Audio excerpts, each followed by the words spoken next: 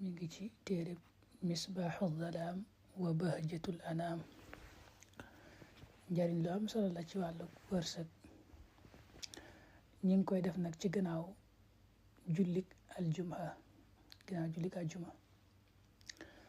daa wax ne rek koo xam ne dafa def gannaaw ba mu julli aljuma mu jàng qul huwallahu ahad saar wi téeméeri yoon, daal di julli ci yonent bi sallallahu alayhi wa sallam téeméeri yoon. julli gum def rek baax na.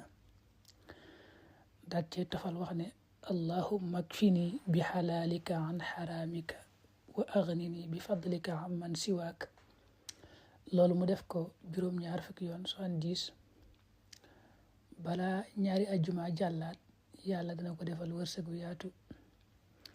moo tax mu ne lam tamurra jumuataani xatta yughniyahu llahu taala. ne am na beneen nettali boo xam da ci yokk ne wa zaada fi riwaaya suñ borom dana ko fajal téeméeri aajo yoo xam ne juróom-ñaar fukki ya aajoy bis penc la, aajoy ëllëg la, aajoy àllaaxira. fanweer ya di aajoy àdduna.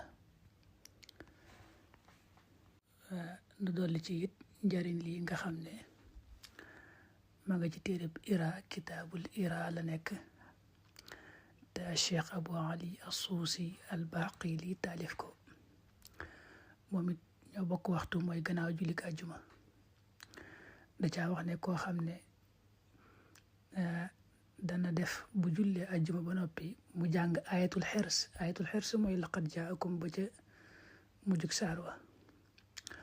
laqad jaakum rasulun min anfusikum mu jàng ko 99 juróom-ñeent fukk ak juróom-ñeent.